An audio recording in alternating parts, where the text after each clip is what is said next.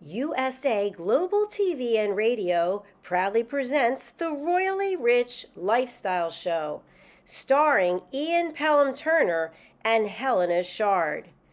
Brought to you in part by the British School of Excellence, Investors in People. This program is brought to you in part by the British School of Excellence and founder, Mr. Philip Sykes, building confidence, changing lives. Do you share our view that etiquette is a set of modern life skills that are essential for personal and professional success? Join us as an etiquette coach and change people's lives through the power of etiquette and manners. The last few days have been really amazing. I had the trainer course from the British School of Etiquette. And I must say it's been one of the best decisions I've ever made and one of the best investments I've made in my own training and development. Now, words alone will not describe the transformation and the positive path that I have traveled with the British School of Etiquette. I find I learned a lot from the lessons this time I came. The last few days with the British School of Etiquette have been fantastic. And what I've learned now is really beyond my expectations. This is the most rewarding experience and the best investment I have made this year. It was just great. I learned so much, and when I go back to Belgium I will incorporate a lot of it into my day-to-day life and business. It's been absolutely wonderful for the whole week that we were here. I feel transformed, and I feel like blowing a trumpet and tell people, come and do this school. This class is the best. This is the best school ever. You should take it. It will change your life immediately. I am now able to teach other people how to bring the best of them. Thank you. Thank you, BSE. Thank you. Thank you so much. Thank you. Thank you to our clients for their testimonials on the Train the Trainer program. Our exponential and global growth is so significant that we've evolved from the British School of Etiquette to the British School of Excellence, where we're investors in people. Let us invest in you and your career. Contact us to become an etiquette coach. Go to thebritishschoolofexcellence.com. Start your career and elevate your success today.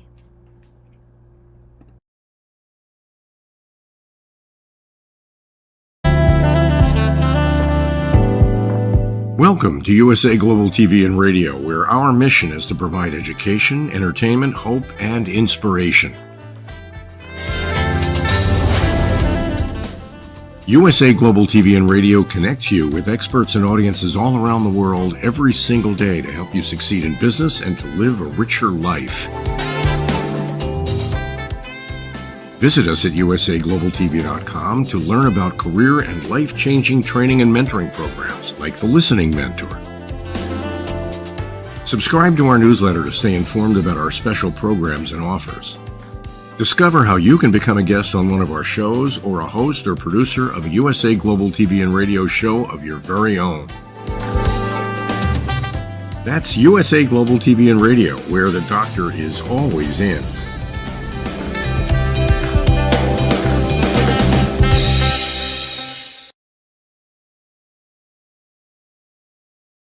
Hello and welcome to another edition of the Royally Rich Lifestyle Show. Yes, we're back. We've had our summer holidays and we're back looking for the autumn and Christmas season now. So for me, Ian Pelham Turner.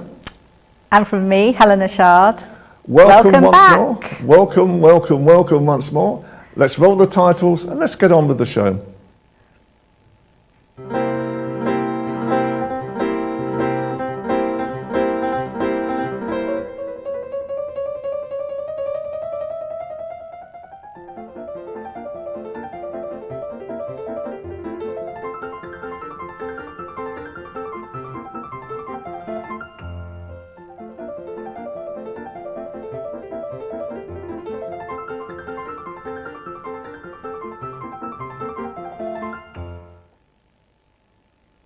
Well, we've got some amazing royal stories in store. Helena, over to you to start off with. Over to both of us, lots of royal stories, and really just a roundup of what's been going on over the last few weeks, I would say. So I think we'll start with the Princess of Wales, Princess Catherine. We're so excited that she's actually back. So she has had her last chemo session, and we saw the lovely video of her talking about her recovery, and she's back. She was at Windsor Castle yesterday, and she was talking about her early years portfolio. So that's really exciting, isn't it? So we're so pleased to see her. This is a start of a new series, I think, that both of them are looking to achieve now. I'm hearing that in reality there's going to be a lot more over the next few months, but she's going to take it step by step, I think. Yeah, definitely step by step. It's still a scary time, but the great thing is that it's that feeling of excitement. It's almost like something new, so they're throwing themselves in and really thankful for everything. And also the Duchess Sophie, who is always doing so much work. I don't think she gets enough coverage. She steps up again. She is in Zimbabwe. I think she possibly is coming back at the moment. She has been there for King Charles, and she did a great dinner last night where she read out a message, an empowering message. Basically, it's obviously a Commonwealth nation, and in Tanzania she was talking about health, agriculture and women's empowerment. And of course we know that she is a patron of the Global Ambassador for the International Agency of the Prevention of Blindness, IAPB. And she was reading a great, I think really it was expressing gratitude for her work, and also the people on the ground helping fighting tropical diseases. So congratulations for Duchess Sophie, who needs to be applauded more, I believe. And now we're going to Northern Ireland. Now this sculpture, Helena, what do you think of this sculpture? So, obviously, the sculpture, what can I say? I'm in awe really of artists that can do great things. Now this is life-size sculpture. It's 2 years since Queen Elizabeth passed, can you believe it? So people have been doing things, chatting, talking about things, and it's always great when we see sculptures going up. But this one, I have to say, Anto Brennan, I'm sure you are a fabulous sculptor, but people are sort of slightly insulted. They sort of say it looks nothing like her. It's dreadful. Oh my goodness, it looks like Mrs. Doubtfire. Now, I'm not too sure.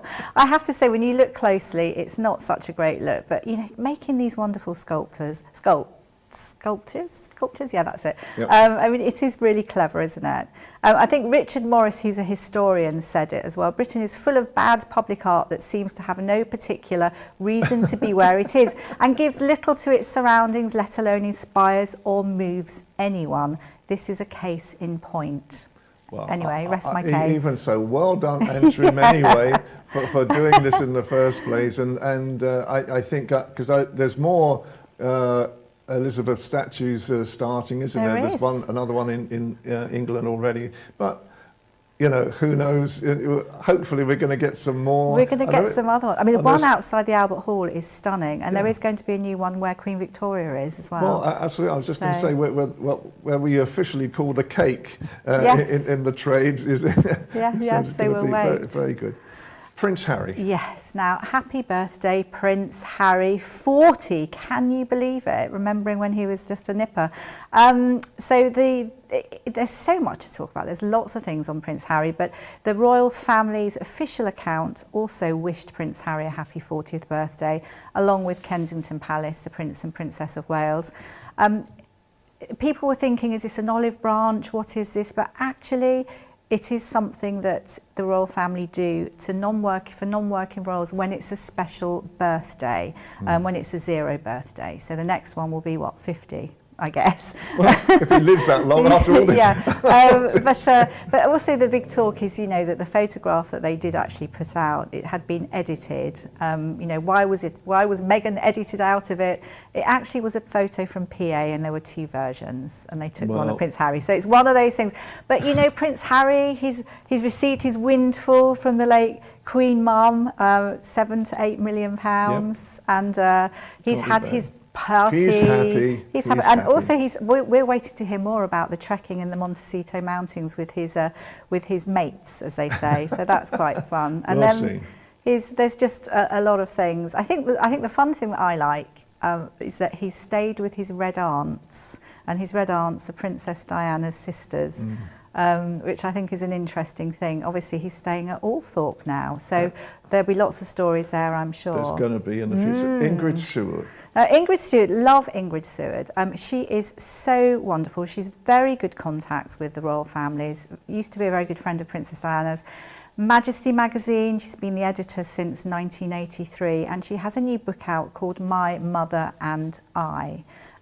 It is more about King Charles and the late Queen Elizabeth II.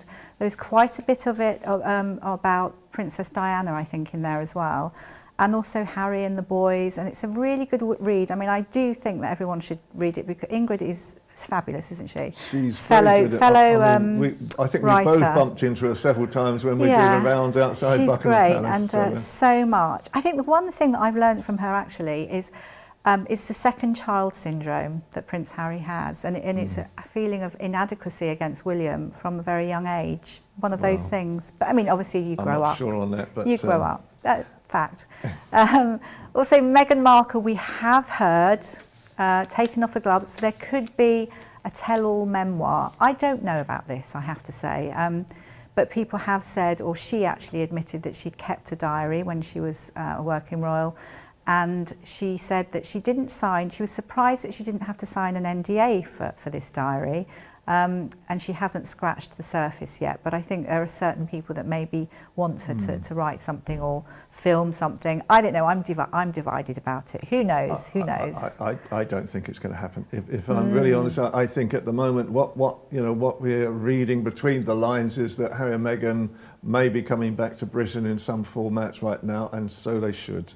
There is the Hollywood Reporter, which is it's the industry Bible, and unfortunately they have been saying some quite controversial things about Meghan and Harry, and not so good, and about work ethic, and referring to Meghan as a dictator in heels. But the thing about this is it's slightly awkward because obviously the whole thing about the UK is the lies and various things, but I think people are thinking, well, what? Because she was called Duchess Difficult, I think, and Grifters by Bill Simmons. But I mean, it's just it's headline. That's all. I don't think it's true. I don't think it's true. And I mean, we both got asked this question during from Fox News, who we work with in America as well.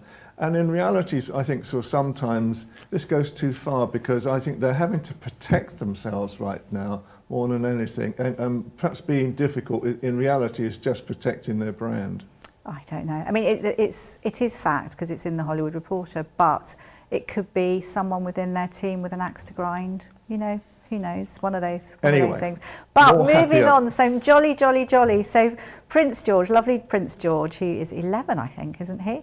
Following in the footsteps of his father, as we know, an accomplished pilot and a former RAF search and rescue pilot. And Prince George was really lucky. On the last day of his holiday, he was given a flying lesson. So he actually was the pilot of a plane. But hopefully he wasn't totally in charge. No, I'm sure he had his instructor, but proud mummy and daddy was sat watching. It's at the airfield, I think in Maidenhead, which is about 10 miles or something from Windsor, and he had a fantastic time. And as we know, I mean, actually at that particular airfield is where the late Prince Philip actually trained in 1952, which is quite interesting. But Prince William misses flying hugely, and he recently paid a visit to a helicopter hub, really admitting to everyone, and that's at the helicopter hub in Oxford, and it's all to do with also the the Airbuses and things like that, supporting London's air ambulance, which we know he's worked for and always supports. And I think, I mean, absolutely right. But now the Brigade of Guards are coming hot under their helmets, under their hats. What is going on, Helena? So there's been lots of talk. This has been going on for a few months now, or even longer actually. In fact, it goes back in a way to late Queen Elizabeth. But the soaring costs of the King's Guard's real fur bearskin caps revealed. Now, as you can see them, they're the tall, very, very, very hot hats that they wear in all weathers, and sometimes collapse in them because they get so hot. And we do see them at the Garter. And I think there's been lots of talk about it as we see the soldiers outside Buckingham Palace. They do now cost £2,000 each, up by 30%. And the Ministry of Defence are, have been totting up figures. But I think it's more the People for the Ethical Treatment of Animals, which is PETA, P-E-T-A, that have been talking about the real fur principle.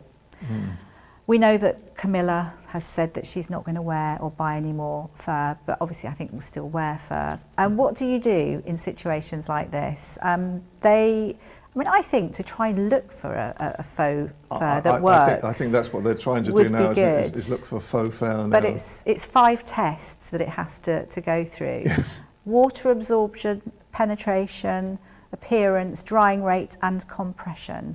And let's not forget, obviously real fur, that's bears, isn't it? That's Absolutely. taken a life. Whether I don't think they and it's not the royal family's responsibility. So it is the Ministry of Defence, just to make that clear. Okay, and finally, big hugs all round. Big hugs all round. Yeah, I think that's just so lovely. We've got the video that's coming up in due course. We've got a little photo of it now. This is the Black Ferns. It's the New Zealand women's rugby union team that saw Prince Charles, King Charles, in Buck Pal, and it was such a lovely time. And when they said, "Can we give you a hug?" and he just said, "Why not?" And that hug, it was a real scrum tight hug, and he's smiling gleefully. Excellent. And he also talked about it being such a healing hug. Stuff. So we're so thankful. Okay, so now we're just going to take a short break. And then we will see 4 videos that have really captured our imagination over the past few weeks at all. Stay tuned.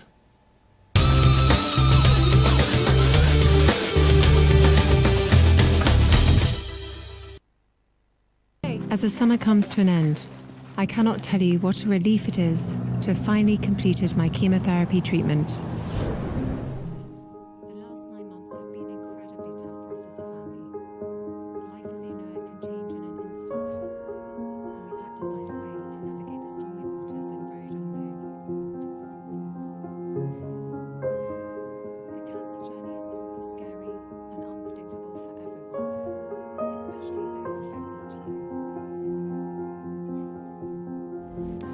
Is this filming? Hello? Hello! This time, as a button, reminded William and me to reflect and be grateful for the simple yet important things in life, which so many of us often take for granted, of simply loving and being loved.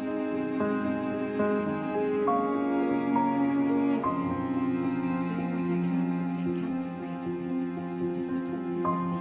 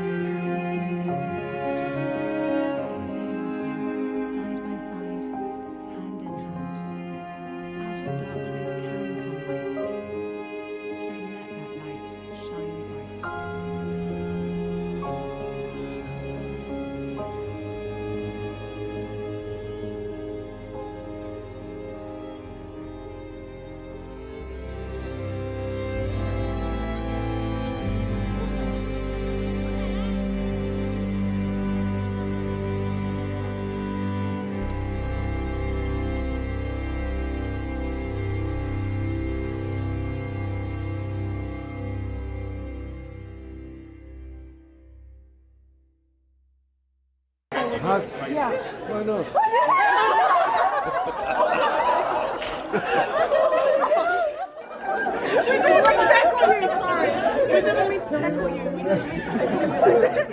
I much appreciated this chance to meet you, and to have such a warm hug from both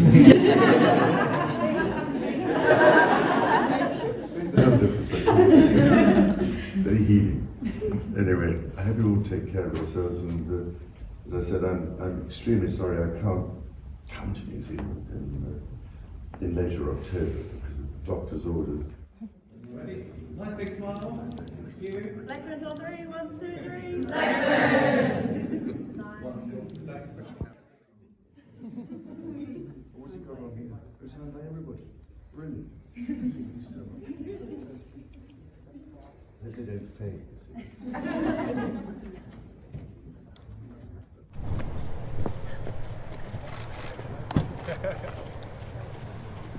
Yes, I do. Lovely to see you again. Very good. Dr.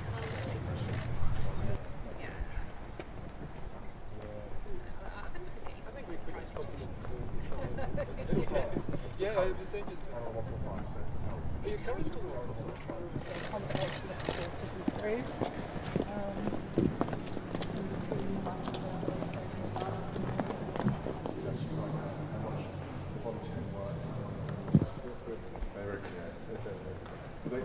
They truly value probably what the service can bring to them. Yes, I'm sure they are. But equally, you must have very good sales pitch is going. There's a lady who's I think got her 102nd birthday, was it? 100th birthday. Jumped over an airplane charity. I couldn't believe it. Well, the person's not medical. Here's a challenge. Can you do it at a bit more sedate pace? Thank you. Thank you. And this is Darren Briggs. So Darren's a businessman, CEO of 𝐒𝐂𝐑𝐈𝐏𝐶𝐂. He's been a very significant part. Yeah, absolutely. That's good. It's always kind of like one one of those.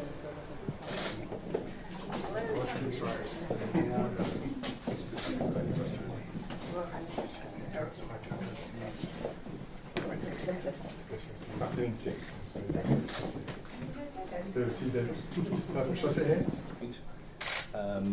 The days only at the moment, but as the other bases sort of come into a later operation, and we're looking at moving them down to ground level as well. But and you're going goggles though? Is Cardiff on goggles? Cardiff is on goggles.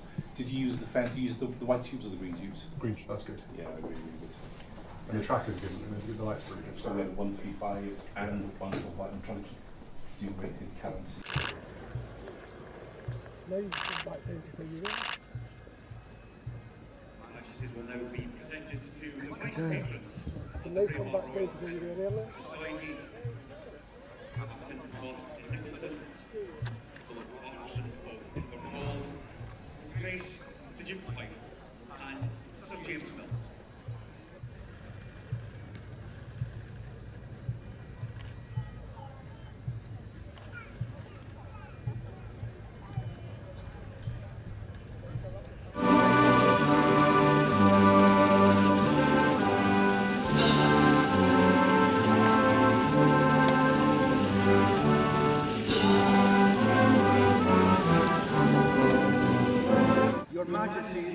My lords, ladies and gentlemen, once again, it is our great pleasure to welcome you to the Princess Royal and Duke of Fife Memorial.